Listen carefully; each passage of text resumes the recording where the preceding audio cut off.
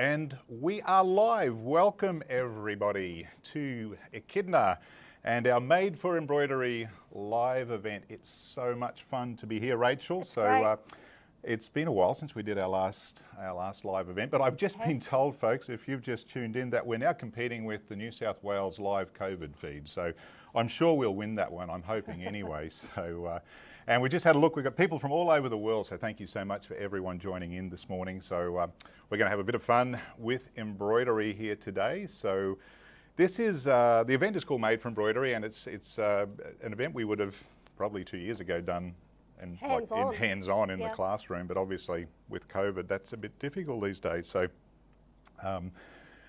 it's better they be able to do live because we can get to so many more people. So today is about doing some fun embroidery projects, and we're going to go for hopefully an hour and a half, that kind of thing. So if you can hang in there, you'll learn a bit, you'll get inspired. Hopefully you'll be able to drag your machine out and do a bit of embroidery.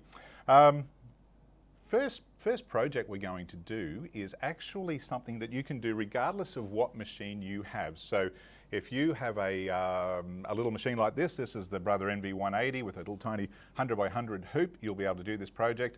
Doesn't matter what brand you've got, any hoop size, you'll be able to make. It's basically a fun mobile, isn't it? It is, and it's, these cute little animals. We'll show you those in a moment, but it's hanging behind us here though, Rachel. So I don't know if everyone can see that, guys. So if you can see on screen, there's the mobile that we've just created. It's a great little range of designs, but we're going to show you how you can do that with pretty much any design you might have in your embroidery stash. I should do a bit of housekeeping first. So what we're going to do today, there is going to be an information page on our website, and there'll be links come up for that during the presentation. And also, if you go to our website, you'll see that you'll see this little logo plastered on there. If you click on that, that'll get you to the information page. And we're going to show you a range of different products that we like as well, things that will be useful for your embroidery. And we really do encourage you to ask questions along the way. So if you want to know anything about what we're talking about, please pop the question on, whether you're on YouTube or Facebook. I'll get it right in a minute. Please, fire those questions away, and we'll do our best to answer them for you. Lots of people online now, so that's great. All right, so this mobile, what we're going to be doing, in fact, I might just move this machine away for a moment. We don't need that there now. What we're going to be doing is teaching you or talking to you about taking pretty much any simple basic design, motif type design, and doing it as what we call a freestanding or a surface design. Really simple process, and then we're going to turn that into we're going to sort of join them together and make a mobile. Now the project for this is a free project on our website, so you'll be able to download that. The designs we're going to be using is a pack that we'll have available for sale, but I'm going to sort of talk about what type of design you could use if you want to just use some of the stash that you have. And I know that you probably all have thousands, if not tens of thousands, sometimes hundreds of thousands of designs. So let's take a closer look. Rachel, we'll get camera guy to switch over to. So we've used patchy safari animals. We have. So this is a new design pack that I think is up now or about to go up. Should be up today. 10 fancy designs in there. And really simple. They're done in a 4x4 frame. So you'll see here this little hippopotamus. We've got the crocodile. Actually you can see I've got two hippopotamus there. We've got a lion. It's a giraffe. There's a giraffe. There's zebra. A hyena, zebra, all sorts of fancy things. And what we're going to do is teach you how to actually stitch these so they can be completely freestanding. And it's a simple process. We use wash away to do this, and crystal organza. Now, a lot of you will, all of you probably have used the non-woven wash away type product, and probably you've used it for lace making, which is the most common type of freestanding design that you'd be familiar with. So, for example, there's a bit of freestanding lace. I'm sure you've all done something like this from time to time, and wash away is great for that. We also use wash away often on the, I like to use it on the back of towels because it gives me good stability on the towels, but also disappears and I'm not left with any stabilizer at when I'm finished a towel. So you can do a lot more with it, and that's the point here. So what we've done is, let's take a closer look at this little hippopotamus first. We might zoom in a wee bit closer. There we go. So you can see that it looks like it's been stitched on normal fabric, but it's not, it's wash away. There's the back of the design, as you'd expect to see on any design. I've got a layer of crystal organza layered between 2 layers of wash away, and we'll hoop that up and show you the tips for hooping that. But crystal organza, let's just talk about that for a moment. This is a really cool type of or stabilizer or fabric to have in your stash, because it melts very easily under a soldering iron. You'll see why that's important very soon. But it adds, when you're doing freestanding designs, it actually adds a layer of stability that just keeps everything together. I'm sure many of you have stitched lace, for instance, and only to find out some of the stitches don't necessarily go where they're supposed to because the lace has moved or there's no stability left in the process, and they can sometimes fall apart. So the organza actually helps hold it all together. So we layer a layer of that between the fabrics, and we might actually show that hooping process first. So here's your 4x4 hoop. So yes, this is just a standard 4x4 hoop, and of course I always say this, and most embroidery people will tell you the same thing. Always use the smallest hoop you can for the job you're about to do, because that will minimize or mitigate against any fabric pull or push and make sure that your design stitches out better. So these designs that we're using will all fit within the 4x4 hoop. And this is off the little NV180 that I had up just earlier. And another tip. I was going to say the other thing, Gary, that we love to do. Absolutely. Double-sided tape. Double-sided tape. Any design that's got a big stitch count will definitely pull on the fabric. It's just the physics of embroidery. So to stop your fabric, whether it's wash away or fabric or whatever you're stitching, to stop that, inadvertently pulling in the hoop, a layer of the double-sided tape around the perimeter of the inner ring will actually work miracles for you. We actually have a video on our website that goes more into depth than this. But all you do to apply this, I don't know if the above shot might be better. Yeah, all you do to apply this is just layer it around the perimeter. Now this is a 6mm double-sided tape, and you just simply wheel it around here. And Gary, when I've used it, I get about six hoopings out of the tape, and then I just roll it off and change it. Absolutely. So the beauty of it is, that's right, you can use it multiple times. Now, when you get to the end of it, it just tears away. And what we'll do then is, once that's in place, we just peel the backing paper off. This just helps when you've got fingernails, which I have. Peel that off, pass that over there. So you can't really see it, but there's a double-sided tape around the perimeter of the hoop. And yes, you can reapply it as up to 6 times, or reuse that ring up to about 6 times. However, if you were to hoop up a piece of felt, for instance, you might find that the felt will actually stick aggressively, and you'd have to reuse this or replace it sooner than you normally would. So we've got some sticky tape around the hoop. We've now got our 2 layers of wash away, and this is just the Echidna wash away. Little tip for wash away too, folks. If you live in a very humid climate, and you'll find that your wash away, being a dissolvable product, will tend to lose a bit of its integrity if it's really humid. So always, store them in zip seal bags or something if you are in a humid climate. And if it is that you're embroidering on a very hot, humid day, you may need an extra layer of wash away sometimes just to give that extra stability. So we then take the crystal organza, and I like to sandwich it between the 2 layers. And once we get that all sandwiched together, it tends to be clinging to each other at the moment.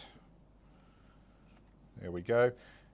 And then take our inner hoop ring and make sure that this is nice and firm and tight. Now, again, you've all heard me say this before. If you've watched any of my presentations, you should be able to push that hoop in without using a hammer. And you can laugh, but I have seen people who have rubber mallets beside their machine to punch their hoops into place. Please don't do that. You will break your hoops and you'll damage your fabric. But you should be able to push the hoop ring in relatively firmly. I have no issues if at the end of pushing the hoop ring in that you tighten that screw 1 or 2 turns. Any more than that, your hoop was probably too loose, and you should take it out and tighten the hoop a bit and start again. Gary, that's finger tightened too, Not yeah, I have. Well, tightened. that's right. But I've probably got stronger fingers than most ladies who are doing this. So a little tiny turn with the screwdriver isn't too bad. But I'm talking it like a turn, not 5 or 6 turns. Please don't do that. So that's now hooped quite well. It's almost drum tight, and that's what we're looking for. I don't like using the word drum tight because often people tend to overstretch their fabric into the hoop by pulling it and stretching it, and the minute you do that, you are prone to a problem where while you're stitching, the fabric is automatically wanting to contract because it's already too tight. So, and if you haven't secured it well in the hoop, that's what will happen, and you'll get the outlines of your designs won't line up, and things will be a bit of a mess. So it's important when we look at these designs. Let's grab another one here. Looking at this little line here, it's important that you notice I've got a satin stitch around the outlines of these. We definitely want this to kind of all line up. We don't want too much registration loss. But if we do, the organza that we've used in here is going to prevent it from falling apart. So that's really important. So we would then take the hoop, put it in the machine, and stitch out our first design. Now the way we've used these designs is we have stitched 2 of each of the designs. So I'll go back to my little hippopotamus there for a minute. We've got a purple and a blue hippopotamus, and you'll notice they're mirror imaged.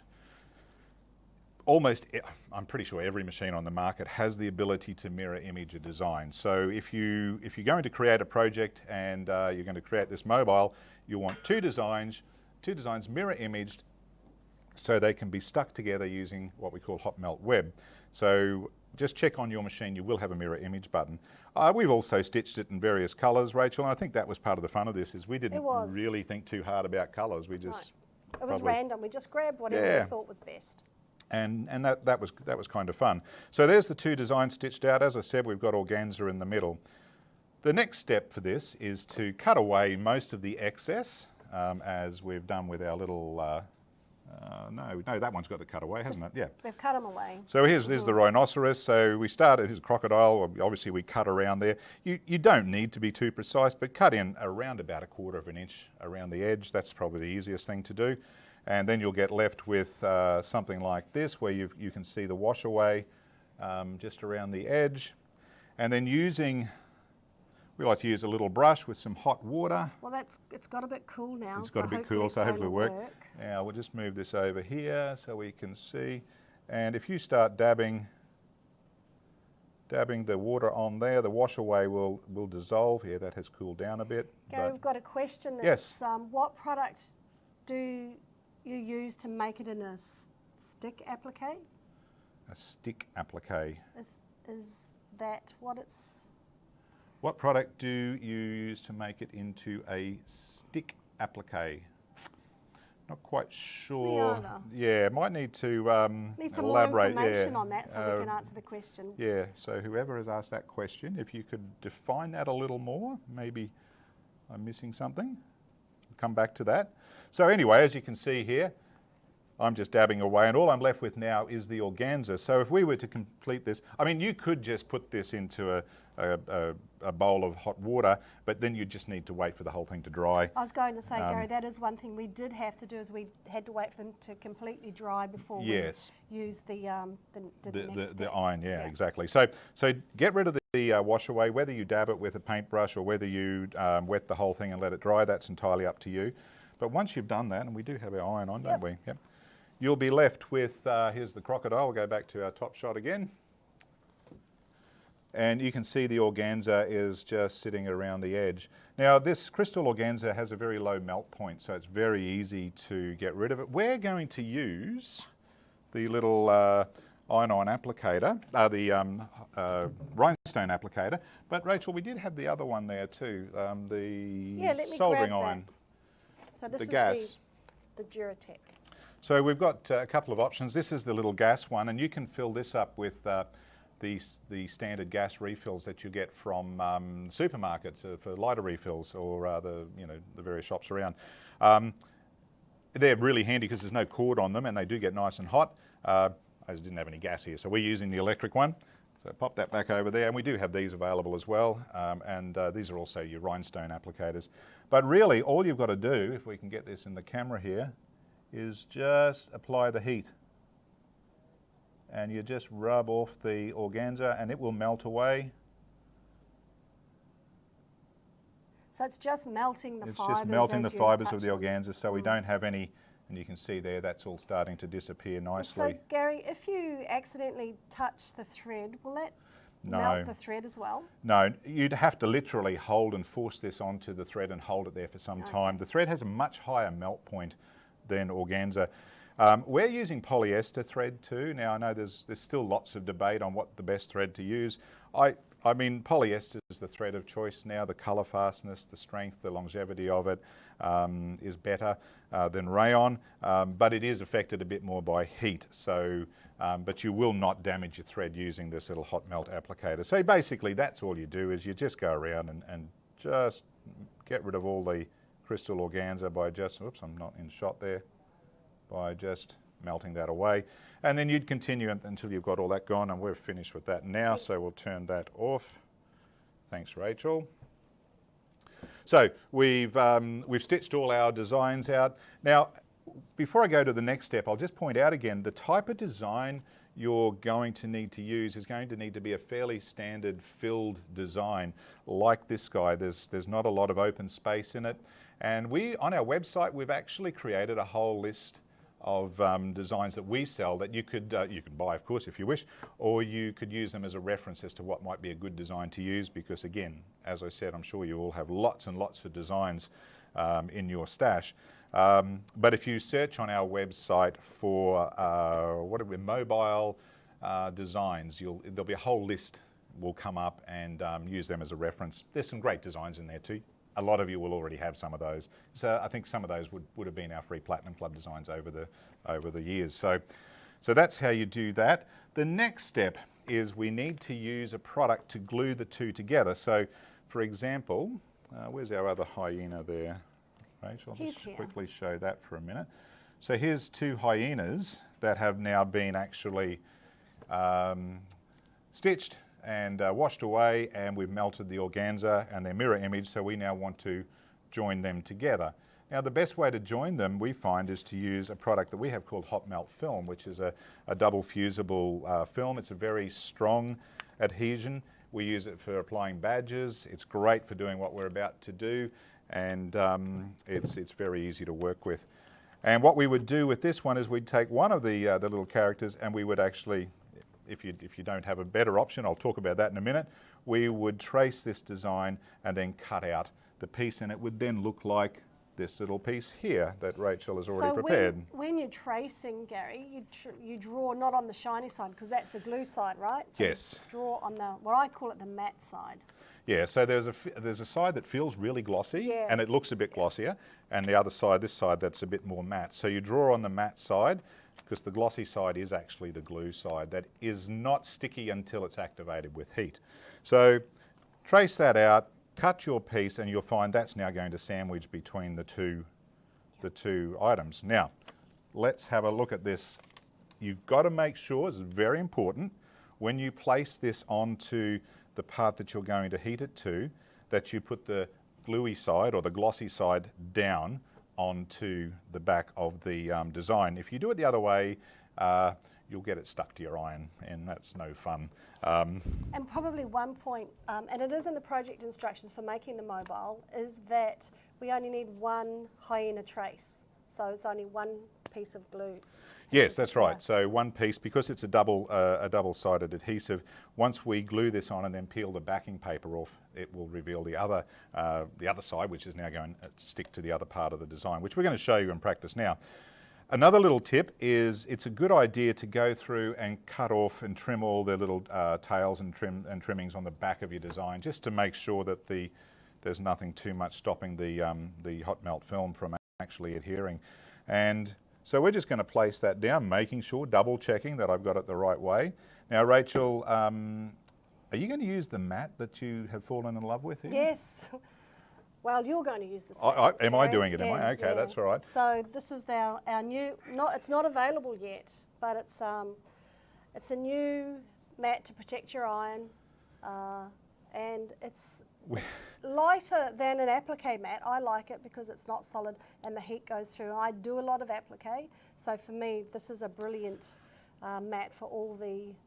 We got because we got a couple of samples in, and I gave them to Rachel to test, and she said, "Well, you're never getting that back." You did fall in love with it. I did. So we have a big shipment of these in production at the moment. I'd love to tell you, I know when they're going to arrive, but in today's world, I can't tell you that because shipping globally is just a nightmare at the moment, and that's just a reality of life. But when they do, we'll certainly let you know, and they're not going to be expensive, but they are a great little mat. They're a gauze, so as you've just said, that it allows more heat through than a typical Teflon mat, but it doesn't let the iron come in contact with the surface. So really we're just going to now that I've got that located, I'll just make sure. While you're setting up, Debbie's asking, is there any alternative tool to trim the organza other than a heating tool? So I actually did, you can cut it very finely back using a really good pair of scissors. I've used the Kimberbell Deluxe scissor set, but they're really fine and sharp at the tip. And you have to be careful not to cut your stitches. So you can use scissors if you're really careful. They are nice and fine, aren't they? And Yeah, they've actually got the miniature duckbills. Yep. Nice little pair of tweezers. And we have these available, don't we? We do. So they're on our website. It's the sharpness at the tip that makes the difference when you want to trim the organza back, because you need to get into those little areas, the animals, the trunk, into those I funny guess places. The benefit of using a soldering iron or the gas one, or whether it's the rhinestone applicator, is that you've got no chance of actually cutting the threads on your design. Whereas if you're trimming back with your scissors, you've got to be careful, right? So you don't want to cut cut your threads on the edge of the design. So hope that answers that. And Glenda's asked, can this be done as an applique and put on a quilt? Absolutely. Yeah. I'm glad you asked that, because I meant to say that right at the start. You can take any design you have, pretty much, particularly a design that's quite full and not with loads of open space, and you can turn it into what we call a surface embroidery. So in essence, an applique, like a motif, an iron-on motif that you would buy in the store. Use the same process, just sandwich two layers of wash away and a layer of organza, pick your design, stitch it out, apply some hot melt film to the back of it, and you can actually apply that to anything really. Sports bags, jackets. If you want longevity and you want to make sure it doesn't fall off, then probably run a few tack down stitches around it just to keep it in place. But hey, if it does come off, just reapply the hot melt film and put it back on. It's not really difficult. Before you move on, one last question from Kerry. Can you use an iron to remove the organza? Now, this is what you asked me You before can, we yes, started. as long as you've got enough heat in the iron. It's just a bit more difficult. Yeah. However, you could try if I was to run this around there, whoops, can you see that? So you're moving the animal rather than the iron, so on Yeah, the surface. it's working fine. There's enough heat in this iron. But you probably just have difficulty with those hard to get to places, so you might need to use scissors for that. And if you look, chances are you might have a soldering iron floating around at home, and with a nice fine tip. Just make sure it's nice and clean on the tip. Do you know what I have? I have one of those creme brulee things. I don't think that would be any good though. You know, that makes... Oh, the one that... the flamethrower. Don't use a flamethrower. You might have a very different result then. All right, let's press this on. So we're just going to tack that down. And in fact, what I may do, just to get this started, is I may just melt a little bit into place. That's now stopped that from moving, and now I can really whack this on and just give it a good deal of heat. Joe, we've just got someone asking what we did. So we used two pieces of wash away stabler, one underneath, one on top, and one piece of organza in the middle. Gary, has there ever been an occasion where we've used two pieces of organza, maybe with some fine freestanding lace? You could. So if you've got a design that is really delicate and you don't mind either the process of burning away the organza, having two layers would add a little bit more stability, but you know what, probably not necessary. And of course you can use organza to create like a lace fabric, if you like, organza or tulle. So you might have a design where you don't mind having the organza in the middle of the design. You might have a lovely butterfly, but with an open lacy effect in the middle of it, and having the organza in the middle of the butterfly would not actually be such a bad look. So it's just horses for courses, whatever you would like to do. So look, I've applied that hot melt web to there, and now all we would need to do is take our other little hyena, wherever he is, gone. and that's now really well adhered, so we would just peel off the backing paper. And you might be able to see there's a real glossiness to it now.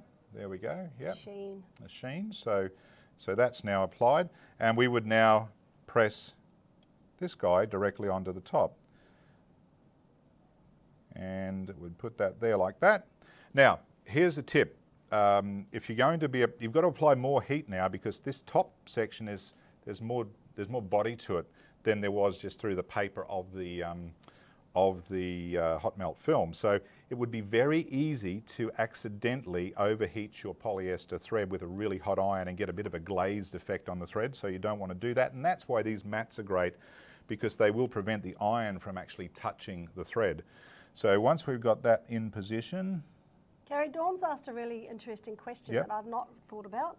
Is the hot melt film washable? So I know that I've used it a lot on bags with badge making, and I don't tend to wash my bags. Is that a bad thing? I'm not sure, but I haven't tested that myself. Have you? It's quite launderable, but it will, like anything, it's really the flexibility and a bit of heat. If you wash in hot water, you're likely to give it less of a lifespan. But it is a solid, it's a robust product. So essentially it's a heat activated glue, and once it's set, it's pretty solid. But again, if it ever comes away or it gives way at all, just grab another bit and glue it back together again. So and again, if you're applying this to a sports bag, even just some tacking stitches around it would hold it well. We use it for badges too. So when you're creating a badge, we would use this same product on the back of a badge and heat that on. But mostly when we do a badge, we'd also run a tacking stitch down, just so it just never comes off. Absolutely secure. So that means you could launder it. And of course, don't be confused with our hot melt web, which is a much lighter version, which we use for appliques. So the web is all about placing an applique, holding it in position so it's nicely secured, and then the applique stitches down and holds it beautifully. And I'm talking for machine applique there. But don't try and use the web for this. It's not thick enough. It doesn't have enough glue substance to make it all work. The hot melt film is great. So now, once we've got enough heat in there, or that positioned, I'm just going to gently lay this down, and we're going to take the iron, and I'm just going to apply a bit of heat to start with, but I'm not holding it still. I'm just gently running this around a bit. You do need to hold it there apply a bit longer, because you've got to get through the thickness of the motif to get this to stick. So that's the heat going through the stitches down to the glue, and melts it together. It does. So now these little irons get surprisingly hot. Don't use steam. There's no need to use steam at all. And hopefully I've got enough heat in there. Let's see how that's going.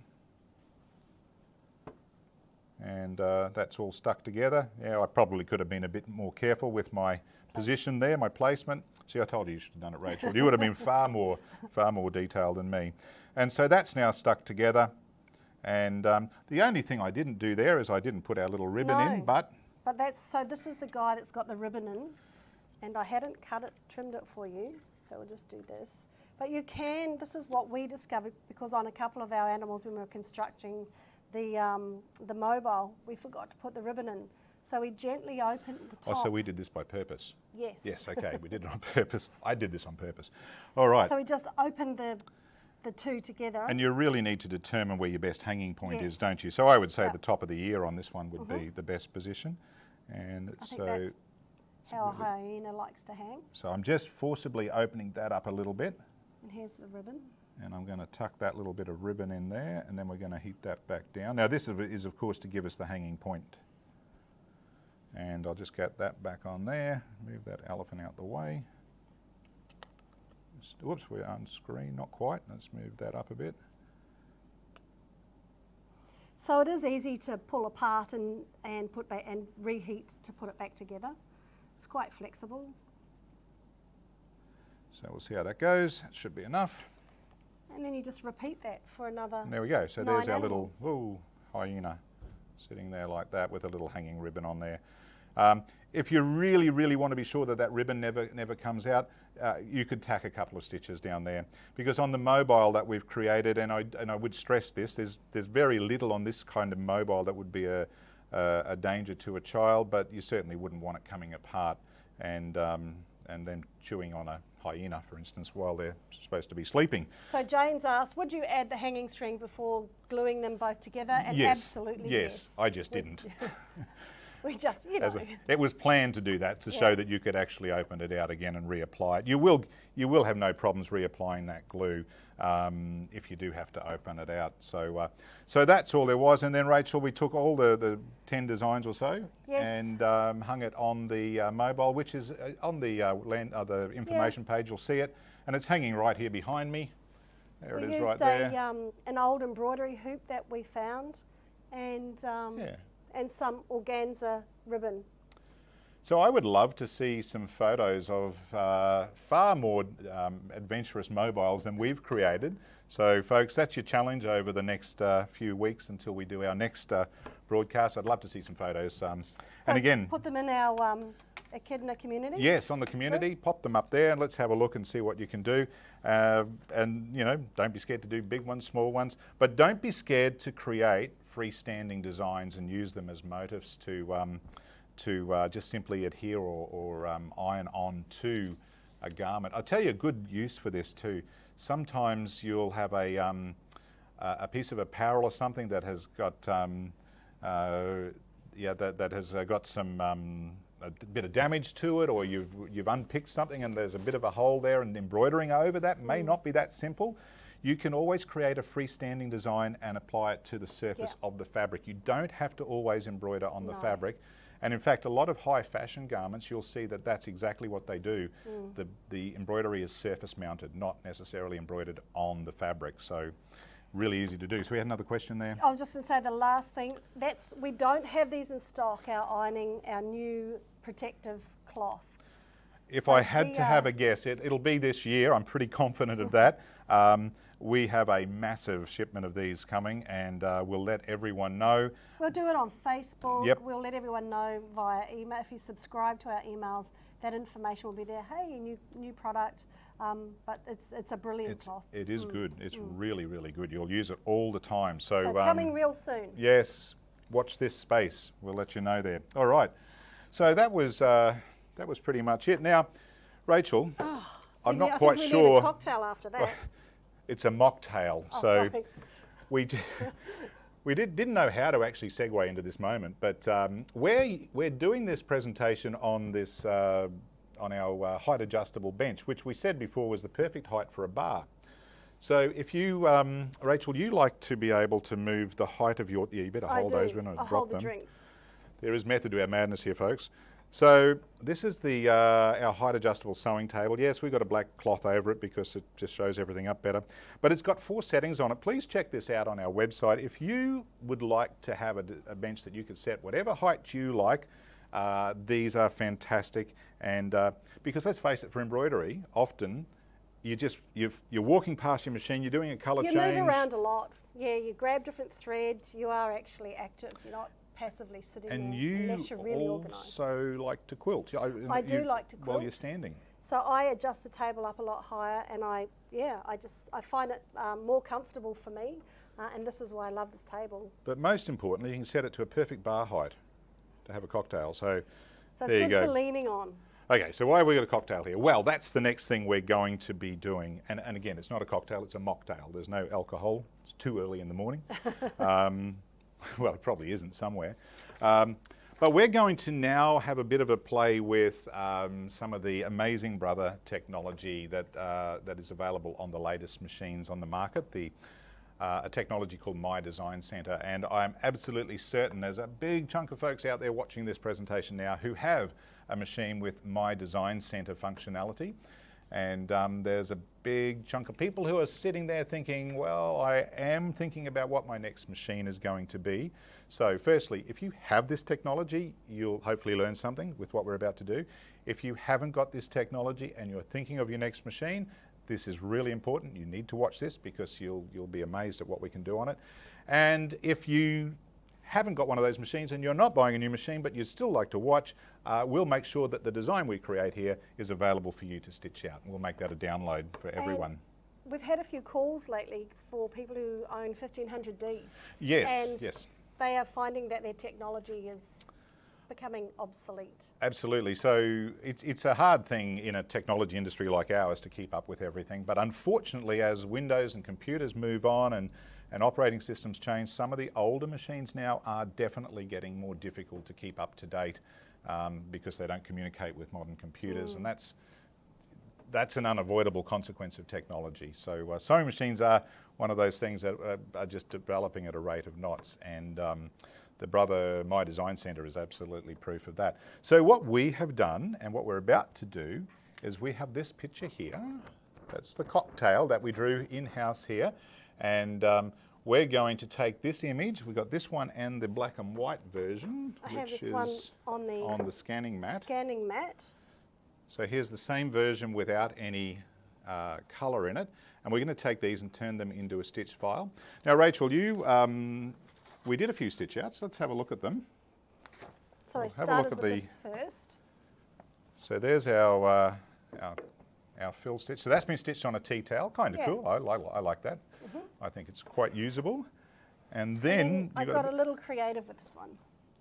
So this is an apron, and we've used vinyl here to create like the glass effect, and you've got like the effect of some ice in there. So they're little crystals and beads. Let's use some beads from the stash with a little bit of lace at the top. I'll give it a bit of like effervescence or something. Well, I don't know. It could be salt, but it's a bit It large could be, for yeah, salt, it could though, be. isn't it? You can be whatever you want it to be. So we've created a fill stitch version. We've also created like a vinyl applique version, and that's what we're about to do on the machine right now. And we'll turn those into stitches, and we'll make those files available for everyone. But before I do move over to that, we'll just quickly talk about the other things you can do on My Design Centre. One of the most popular things that we show, and the video that gets watched all the time, is how you take a child's drawing and a unique child's drawing and turn it into a stitch file. Now, I hope that's not too glary there. This is a laminated copy. Is that, camera guy, is that not too bad? It's good. And so we took that image. That was drawn by my granddaughter, Peyton, and I do love the way they spell. I missed you very much, Grandad, M-I-S-T. It's quite a likeness too. That's me, by the way, if you hadn't realised. It is a likeness. Probably a bit more hair than I have, but that's all right. And so we took that image, we took a picture of it, we sent it to the machine, and then we turned it into a stitch file. And that took literally seconds to do. I'm going to show you how we would do something like that using the cocktail glass. And then with a little bit of editing on the machine screen, we took that same image and then took it from a standard one colour design and filled it with all sorts of colour. And I have to tell you, that just makes the little ones' hearts melt, because it's such an original design and very, very easy to do. So whether you've got a little one to sew for, or you just want to be creative with your own drawings, and you're not particularly keen to do the digitizing thing with software, it's not everyone's cup of tea, then the My Design Centre functionality on quite a number of the Brother machines is your ticket to being very creative. So without any further ado, let me move across to the machine. I think we've got everything covered there. Okay. All right, I'll come across here now.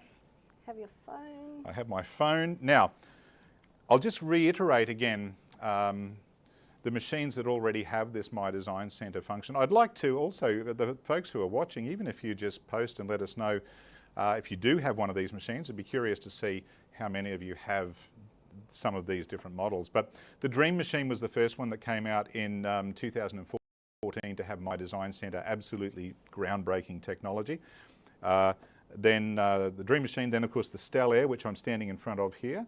The Luminaire, which came out a couple of years ago, has an even more advanced version of My Design Centre, and everything I'm about to do today can be done on any of these machines.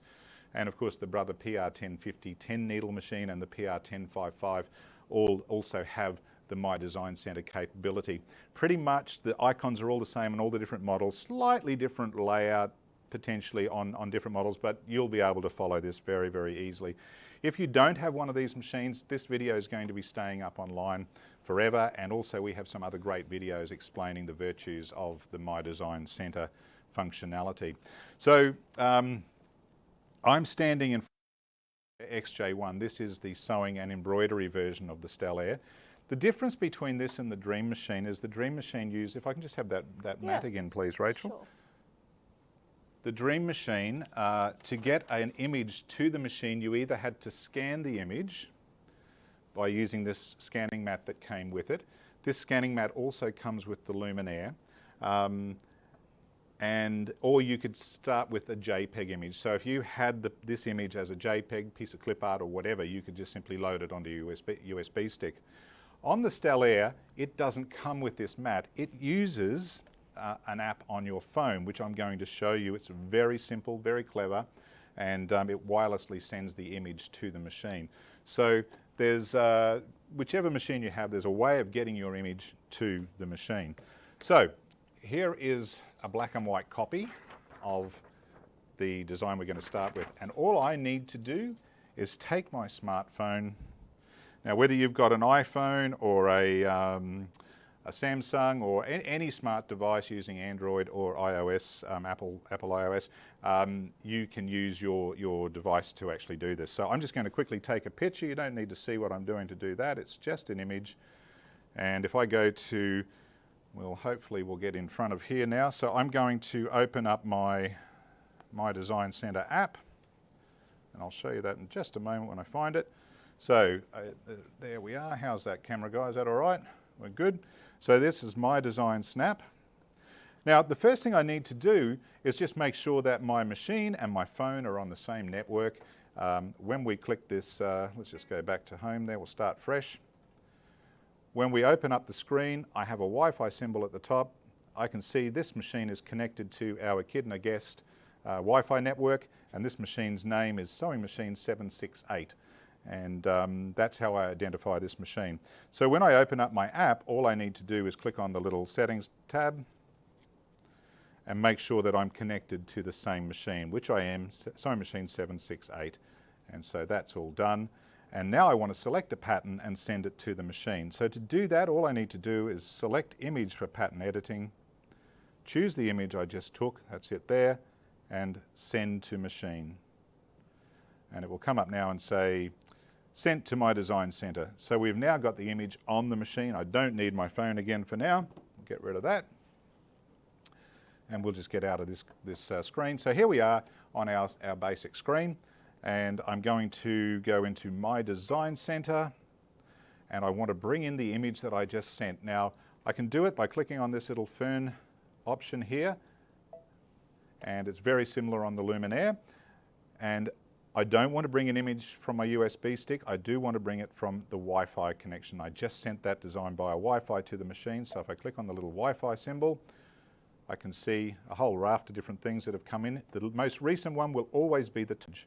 Now when I select on the top file there, it will now give me a view just here. Hopefully this is going to be bright enough to see. And even though I had a lot of shadowing on that design, I'm pretty confident that it's going to work for me. So let's just click Set.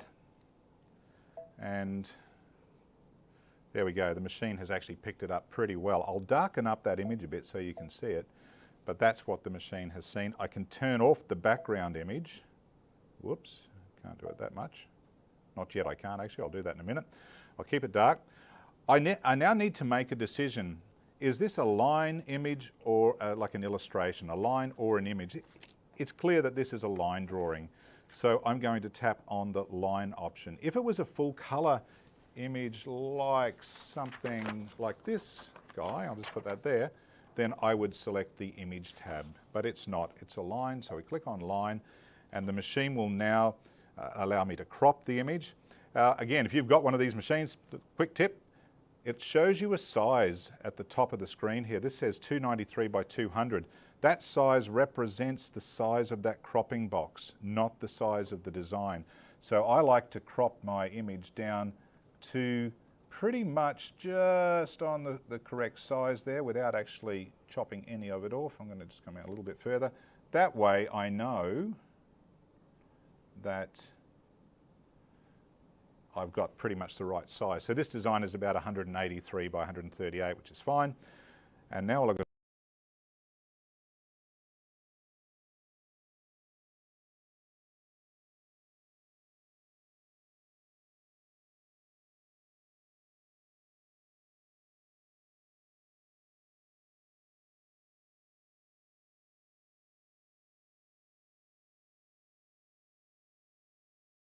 100%. And I want you to look at this. When I zoom right in, you'll see it gets very pixelated. It probably looks a bit crazy.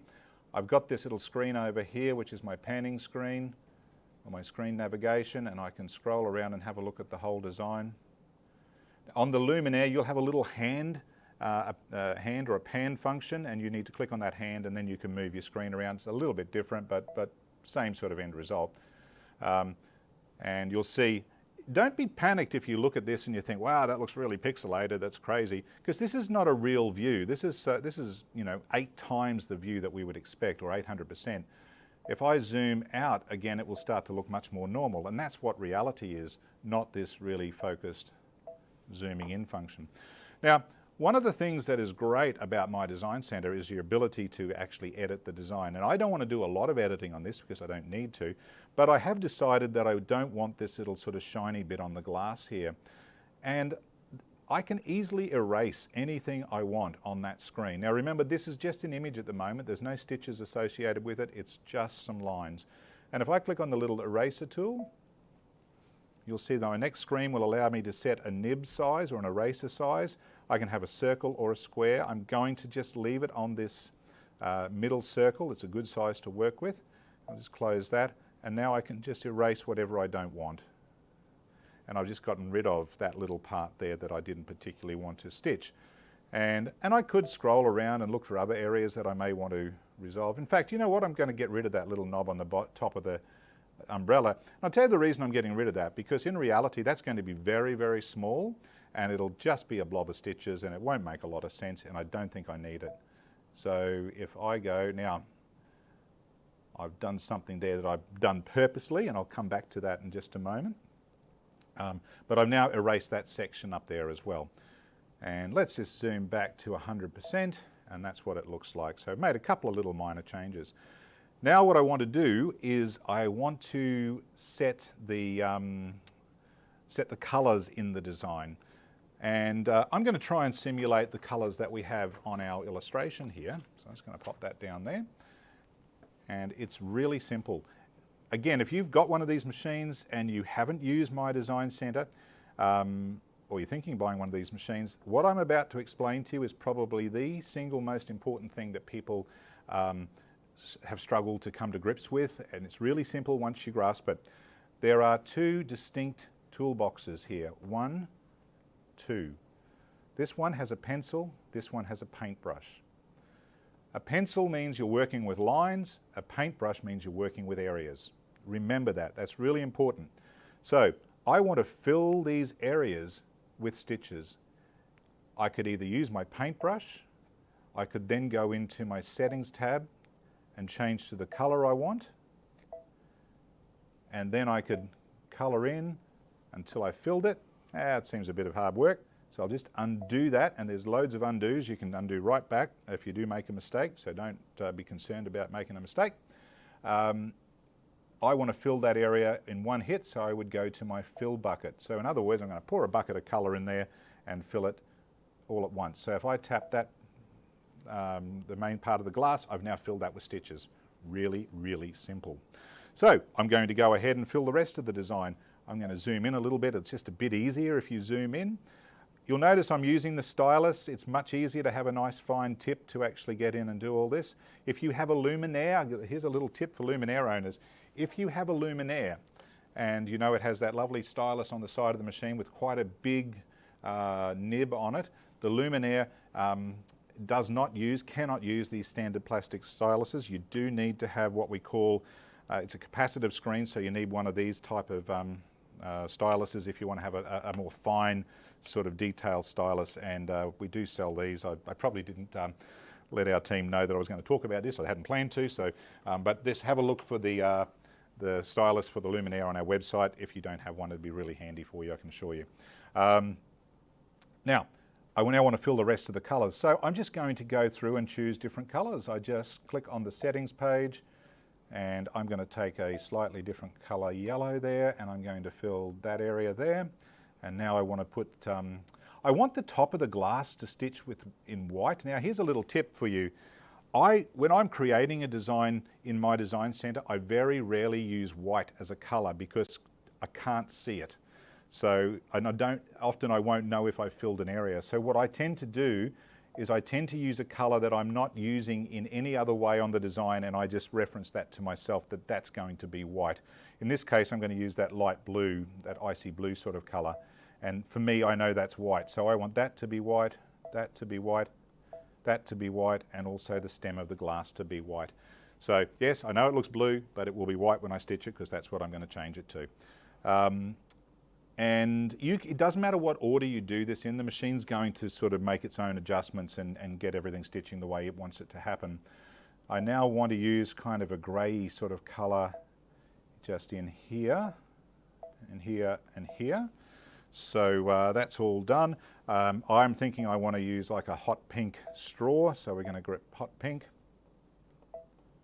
Fill that area there. And now I want to fill the umbrella, and I may just zoom in a bit around the umbrella just so we can have a good look at it. And all I've got to do now is choose the colours I want. I'm going to follow the drawing we had. So we had, actually that red will do me. And this is all just filling it with a standard fill stitch. And then we want yellow. And then we want green, so just come back and get a green. So how easy is this? If you've got this machine and you haven't done any of this, golly, just get in and do something because it is so much fun. And it's even more fun when you watch it stitch out. The next colour is blue, and something crazy is going to happen in a moment, so wait and see. And look, wow, we've filled the whole screen with blue. That is definitely not what we wanted. And simple reason for that, and I'll show you. So the first thing I'm going to do is undo that step because I don't want that. And I might zoom in even further here.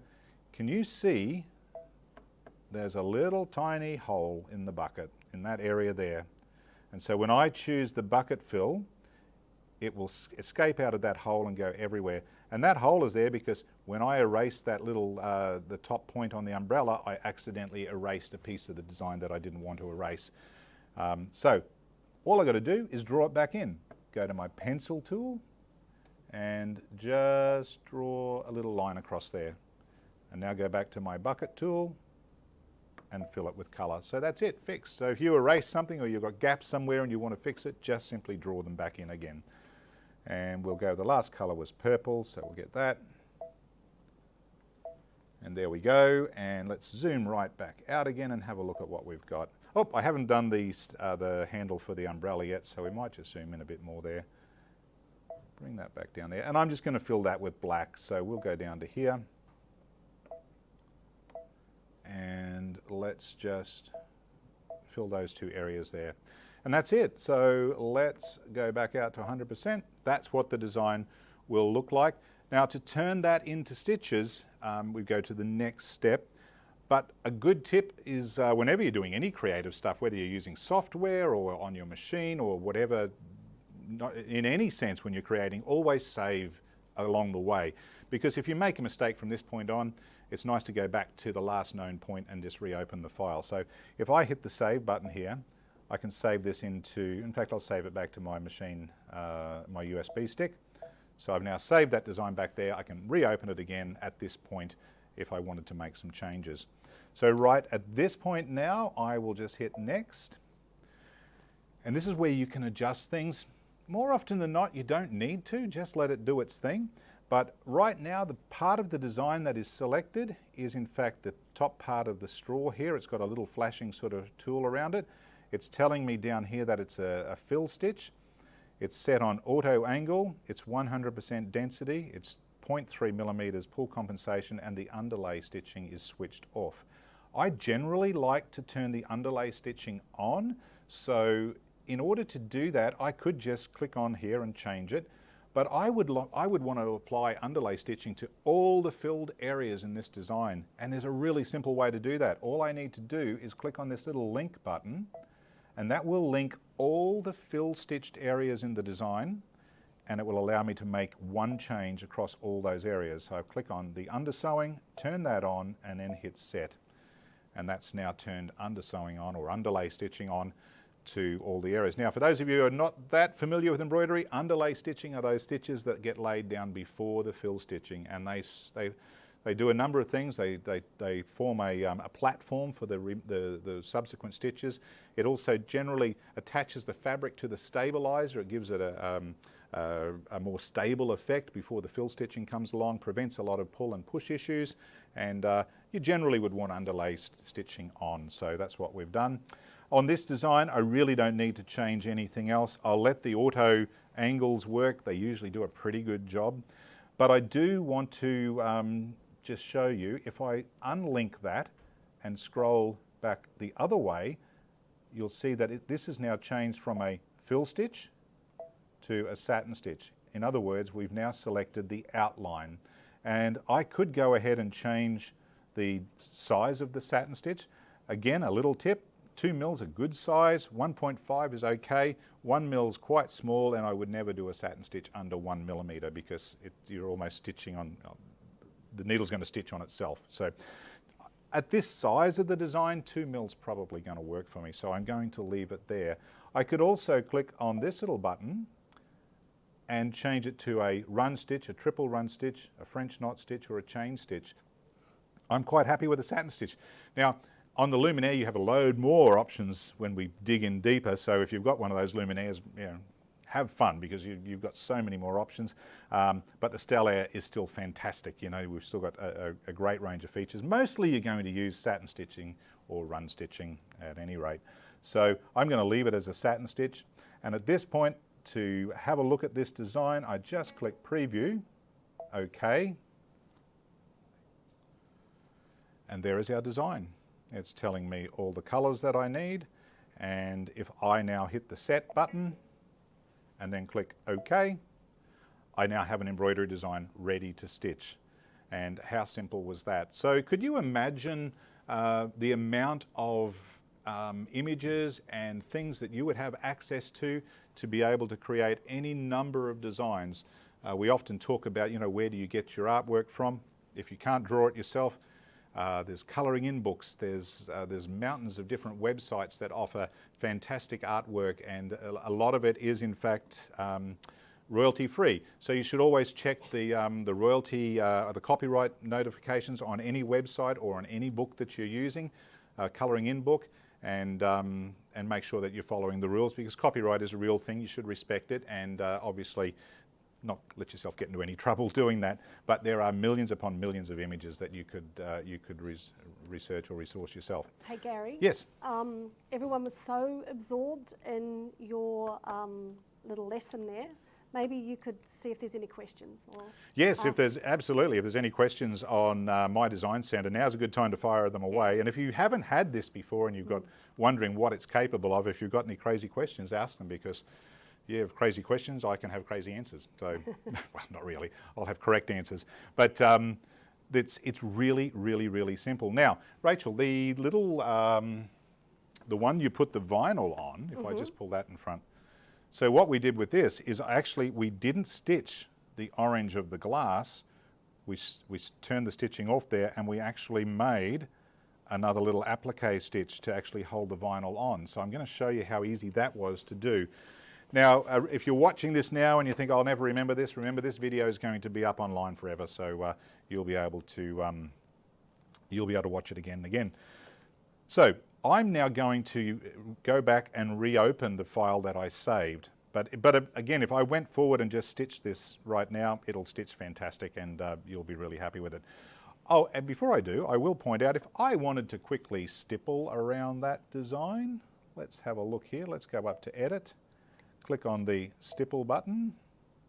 Gary, Carol wants to know what model you're currently using. It's the Stellaire XJ1. So it's a sewing and embroidery. Sewing and embroidery. But if I had the XE1, it would be the embroidery only version. Yep. It's exactly the same. It just doesn't have the sewing functions. So what I've done here is I've hit the stipple button. It's automatic.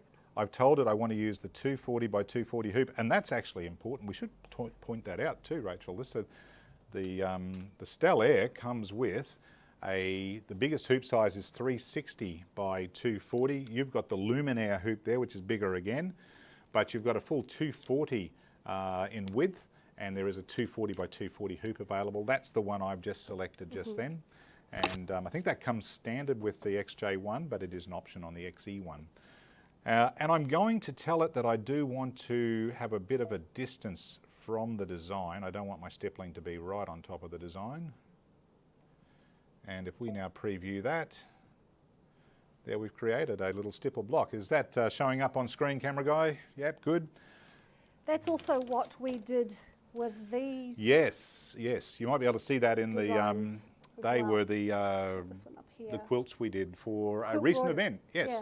And a couple of those blocks are available on one of our free design packs. Design pack 2, I believe Design it pack is. 2 in our freebie Yep. range. So definitely worth having grabbing those and stitching them out. They look great. And that whole project was fantastic. Yeah, and that's a free download as well. The project is free. project. Yeah, absolutely. Make sure you get that. Okay, so that's how easy it is to create a fun little stipple block. That would look fantastic in the right location. But let's go back to home. Now remember, I know, and this is probably one of the most common things that people say to us, this is too scary for me. I'll break it, I'll wreck it, I'll do something wrong. You can push any buttons you like on here and you will not break the machine. If you, and whatever modern machine you're on, if you get lost with something and you're not sure what you've done and you think the world's going to end, just hit the home button and start again. You won't break anything. And if you're really, really unsure, there's always the big bad boy button on the side of it called the on-off switch. Switch it off, switch it on again, the machine resets itself and you're back to a starting point. But on this case, I just hit the home button and we're back to the beginning. So I'm now going to open up that file that I'd already saved. So I go back to my design center and I just go into my USB stick, my B pocket. There's the image that I created before and saved. So I'm back to where I was while I was generating the design. Now I want to save this design but without the orange stitching in the glass. Might just zoom in a little bit. And all I need to do that is go back to my fill bucket next to my paintbrush, go to my settings, and I want to turn off the stitching. So you've got this stitching option here with a red line through it. If I click that and now go and tap in that area, it will remove the stitching in that area. So it's now going to stitch the same design but without the orange stitching. Very, very simple. Now also what I want to do is save this design. So I'm going to save it as it is back into my USB stick. And I'm now going to take this all the way through to be a completed design. And I'm going to save that into my machine memory. So I've now saved that design. In fact, I might save that into my USB stick because I'm going to use that later. So we've saved it into my USB stick. So that is a completed design. If I stitch that out, there's going to be no orange stitching at all. Now what I want to do is go back, return back into my design center. And I now need to create this applique stitch. And honestly, the easiest way to do this, remembering that I've already saved this, whatever I do now, it doesn't matter, I've saved it as a design. I'm just going to get my eraser tool and I'm just going to start erasing. I don't want any of this down here. I'm going to get rid of it all.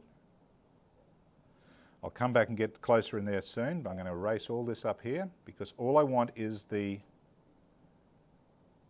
little applique stitch that I'm going to need to apply the vinyl. Gary, while you're rubbing, Yeah, got a few questions have Yep. come in. fire away.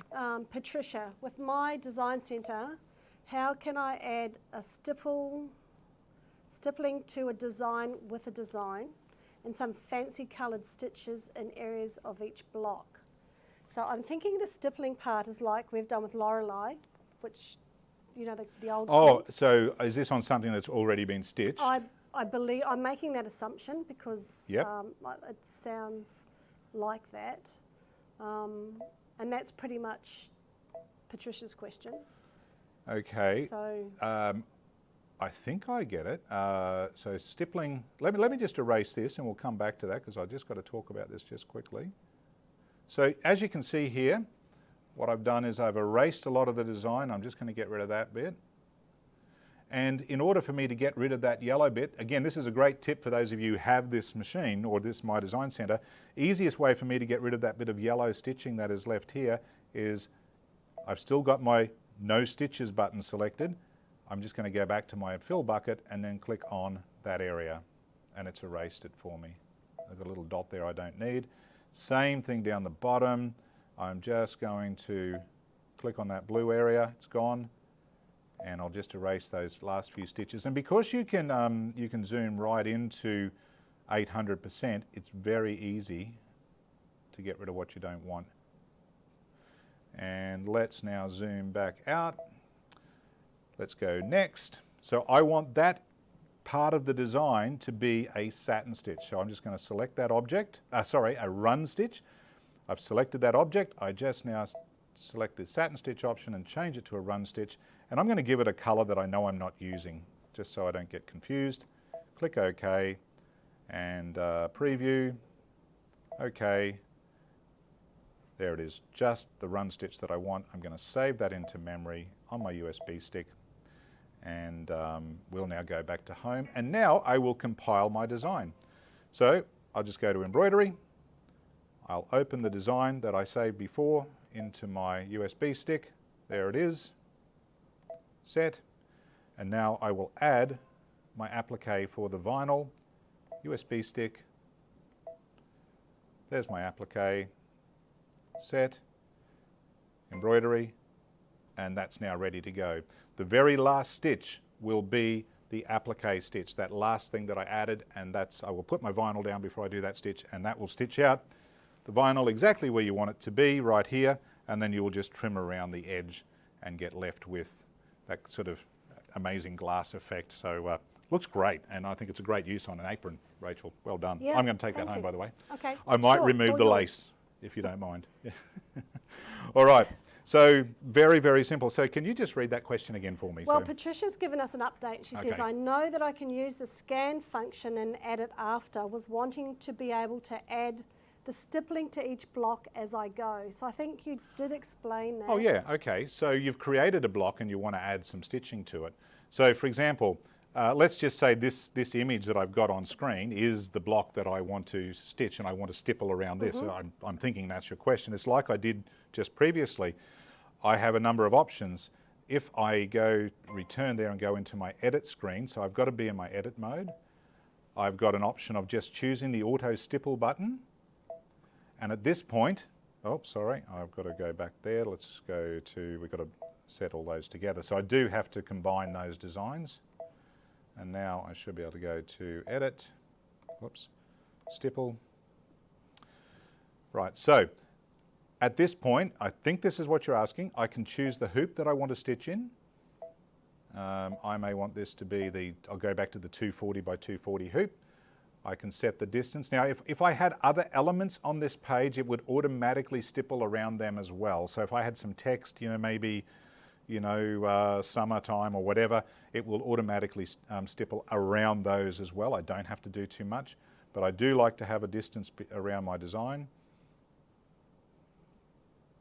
I usually go to about 1 or 2 millimeters. That's a personal choice. And then you can adjust the spacing of your stipple stitching. So let's preview that. And that is now ready to stitch. Does that answer it? Because you've not only got that, you've got the ability to actually use the automatic quilting functions as well. So I should probably just show you. In fact, I'll take this same design and we'll go one step further. Let's imagine you wanted to draw a beautiful border around here. Maybe it's a framed, oh, actually, I'll tell you the best.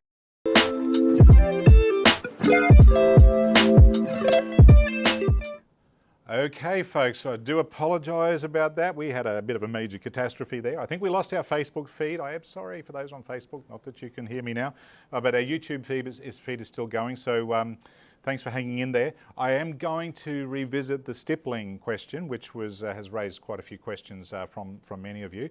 So we'll start that process again, and I'll bring up this little Disney princess block that we have. So we'll just get to the main screen there. So as you can see, this is a built-in Disney design, and we've created this block by loading the design, telling the machine where it has to quilt, and we also created an extra little block around the edge here with some special stitches, and we put mylar in there, and we put chain stitching around it, and it looks stunning, and it's really, really, really simple. So to show you how to do that, I may even go in and just pull up that exact Disney design, because that would be the easiest thing to do. So I'm just going to hit the home button, and we're going to go into Disney, and I'm going to go to the Princesses menu. I'm going to choose the design that we used on that block. There it is. I'm going to say set. At this point, I need to define the area that I want the machine not to stitch in, and that is, of course, or quilt in, and that is the area of the princess. So I click on the edit button. I then just simply click on this stamp button down at the bottom here, and that creates a border around the design.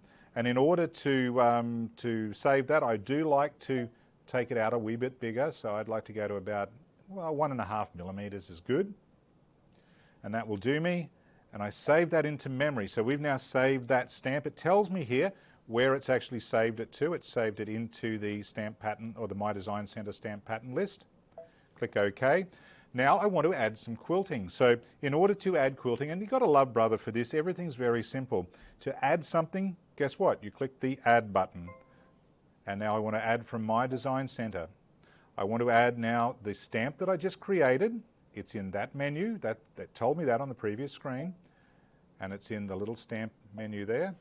And there's the Disney Princess. So I go OK. So there's the outline of the design where I don't want the quilting to be. And now I want to add a border. So in this case, I just used a simple square border, as you can see. I didn't go too fancy, but we'll do that. So we'll take the square and go OK. And I need to size that border up. And I'm going to make that about there, just maybe a wee bit bigger, because I do want to add another border around there. So once I click OK, the easiest thing for me to duplicate that is, in fact, to hit the duplicate button at the bottom. So now I have two borders. I do need to make sure that I center that and then size the second border up a little bit bigger. And that will do me. So now it's just a case of filling the areas with the quilting stitches that I want to use. Remember, the fill bucket next to the paintbrush is when we're working with an area. So if I click on the fill bucket, and here's the magic, if you've got one of these machines, and being able to click on this little option here, and then see this beautiful range of scalable background quilting effects is absolutely stunning. So you can take any image any of these you like. I'm going to use maybe that one there. There's a good range of these. I think it's 15 as standard. If you have Luminaire, you have 40-something of these, which is, obviously a benefit for having Luminaire. But I'm going to take that one there, and I'm just going to click OK. I want it to be purple, and I just click in the area that I want to fill with a background quilting pattern. How easy is that? Really simple. Now I want to create my little border around here where I'm going to use my mylar. So again, I choose the fill pattern that I want to use in there. In this case, I use the basket weave stitch, which was that one, and I click OK, and I'm going to make that a different color, slightly different pink. Let's go there, and I'm just going to fill that area. Now all I need to do is hit Next, and at this point I can start editing things. So the area that's actually selected at the moment is in fact the basket weave stitch. It tells me that. I can see it right here. And I want to change that scale down to be quite small, because it's going to be holding my mylar in place, and I really want quite a bit of stitching in there so the mylar doesn't fall apart and come out. So I'm going to change that maybe down to 60 and go Set. And I could also change the scale of the main quilting. We might make that, say, 90% will do. Set.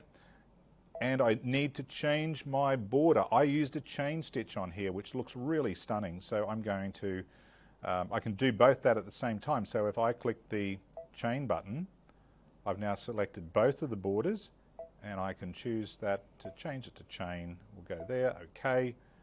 And let's preview and see what we've got. Gary, while you're previewing, yes. There's a question, is that stippling just in that block pattern, or is it a separate download or machine stitch? So the stippling is part of My Design Center in the pattern menu, or the the fill patterns in the My Design Center functionality. So it's built in. It's built into the Yes. machine. You can, PE Design 11, the brother software, does have many similar features. If you have PE Design 11, you do have a lot of this capability in that software. So a little bit different because it's in the software, not in the machine.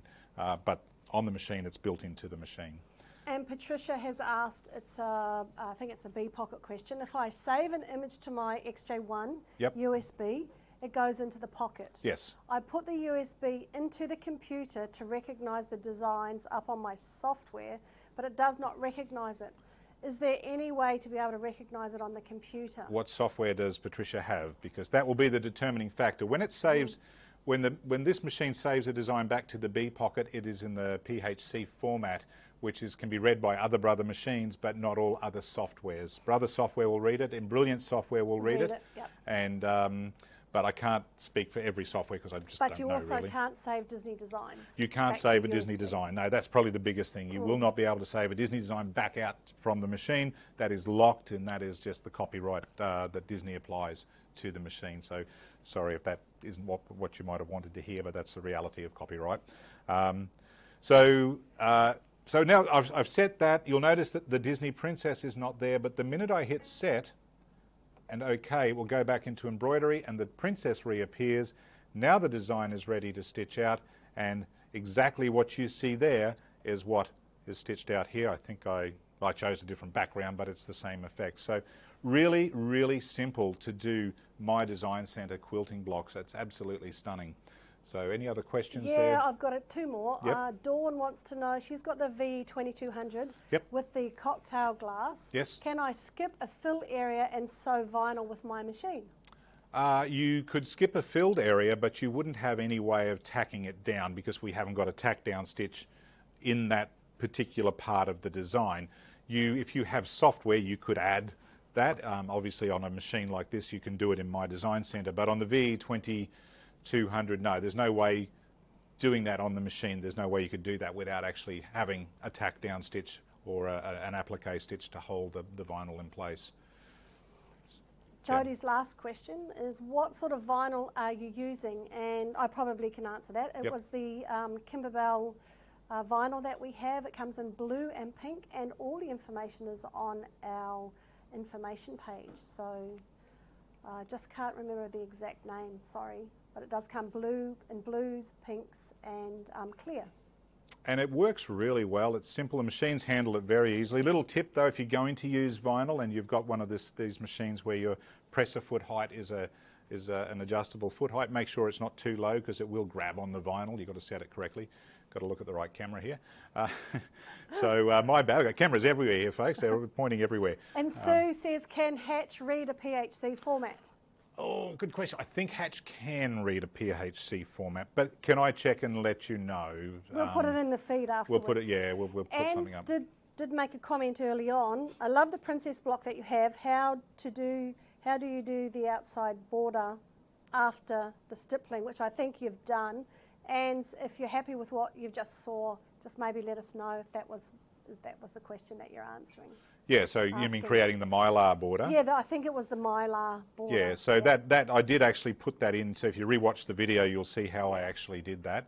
And of course, you've just got to place your mylar down at the right stage so as it actually gets stitched down. And my tip to you is use little scraps of mylar so you don't have to use a whole sheet just for that little outside border. So that answers that question. Look, I think we've that's all the questions. We got to about an hour and a half there, which is what we were planning for, folks. So if there's any other questions, just email us or contact us anyway. We're happy to answer them for you. And it's all about having fun. And I think we'd love to do more of these lives. We're getting through all the little technical glitches that we have from time to time. Don't forget, we've got the virtual education and yes. some of those events that we have online for you already, as well as a lot of YouTube videos, Gary. Yeah, we're doing a ton of YouTube videos. So there's always information can be gained from just asking the right questions on YouTube or Google. And so more often than not, so many calls we get here, we can just direct you to the appropriate YouTube video. But if you ask the right question on Google or YouTube, you'll often get exactly the answer you're looking for. by way of a nice video or something, and we're really punching out the videos at the moment. So. I've got some questions coming in fast. Sure. So Grace wants to know if what we've done can be done on Dream Machine 1. So maybe Yes. just clarify to everyone Yes. what they are. If your Dream Machine 1 has been upgraded to Dream Machine 2, it'll be virtually exactly the same as I did it then. If it hasn't been upgraded to Dream Machine 2, you can do it, but it was a slightly different process. I would strongly recommend making sure it's upgraded to Dream Machine 2. Pauline wants to know, how do you adjust the foot height higher or lower on the Stellier, please? Exactly the same as previous models, but let's just go into our settings page there. So foot height, very important setting, folks. We get lots of questions about this. On this machine, on Stellier, it's page 7 of your settings pages, and your embroidery foot height. All Brother machines, when you see a black box behind the number, that is the standard factory setting, and this 1.5 is the default. So always start there, eyeball it when you start embroidering, make sure that the foot is not touching the fabric and that it's not dragging on the fabric, and make sure it's not too high. It has to be as close to the fabric as it can be without actually touching. Very important setting, the most common reason for thread shredding and flagging during embroidery, and have that question from people every day and usually solves the problem. So that's embroidery foot height. We have videos on our website explaining embroidery foot height that you could very easily watch. So I've got 2 questions yes, now. Yes, fire away. For me though. Yes. Can other vinyl be used for the cocktail glass? So my answer to that is yes, but I've used the Kimberbell vinyl. It's very thin, it would be about 2 mil. So in terms of a embroidery machine, the Stellier had no problem stitching it. So you just got to be careful about the thickness of your vinyl that you do choose if you buy it from somewhere else. I know that that product's been developed especially for, machine embroidery applique. And that takes me to the second question, which is this quilt in the background here is called Vintage Boardwalk. And we did that as a embroider along last year. It is available. It's a Kimberbell book, and you still get, I think there's maybe 10 or 17 videos that come along with it. If you buy the embroidery book, that will automatically go into your My Education folder on your Echidna account. Sue's asking, can we get more quilt fills and designs on a Dream Machine too? You can if we use PE Design, right? Yes, so you won't be able to get more onto the machine, but PE Design 11 has pretty much the full complement of quilt fills. You just do need to remember you would need to learn how to use the software. It's not too difficult actually, but it does add pretty much all the quilt options that you would have on the Luminaire to the PE Design, and which means you could use that on a VE 2300. Software's not everyone's cup of tea, so it just depends on whether that's the direction you want to take, or you just want to spoil yourself with a new Luminaire or something, which is always a good policy. And the final question of the day, Brother machine mats, Gary. We get this all the time. Oh every my time goodness! We do this. We have a surprise coming there. We do. Yeah, we have a surprise coming. So can you get them? No, they don't sell these mats. They're rather exclusive, and we get them given to us from time to time for promotions, but we can't buy them. And but we have a unique thing underway at the moment. I can't tell you any more, but we'll let everyone know in due course. Do you think they minimise the vibration, or are they just? Yeah, look, the mats. What's it about protection? The mats are more about protecting the table than they are anything else. Sometimes they will mitigate against a bit of that harmonic sort of noise that you could get depending on what table you're on, but they don't. These machines are so, Brother machines are so well balanced that they really don't vibrate very often, and if they do, it's more likely your table is just not solid enough, and putting a mat there won't solve that problem. So, protecting the table is overwhelmingly what most people use a mat for. But yeah, watch this space anyway. We've got something happening. So I think the last thing is about where can everyone find the event information, or from today. So it's on our homepage, remember? Yes, on our homepage. So if you go to echidnasewing.com.au, there will be a tab close to the top that's going to have that. Look for that icon, and all the information we talked about today, all the products we spoke about. We didn't get to cover everything, but we covered a lot, and hopefully you've got some good ideas and things that you can do, particularly with the freestanding designs. That's good for everyone. And love to see everyone's Yes, we want to see some mobiles, and and just see what sort of creative opportunities you can all come up with on that. We love doing these events, folks, so if you keep supporting them, we'll try and schedule a lot more. It's just time is always the problem. Like you, we're keeping really, really busy at the moment, and we hope that you know, anyone who is unfortunately stuck in lockdown around Australia, you're getting your sewing machine or your embroidery machines getting a good workout, and it's keeping your sanity. I know that we're being kept really, really busy with everyone sewing and embroidering. So that's the one little nice part about everything that's happening is sewing is coming to the fore again, which is great. I say sewing sexy.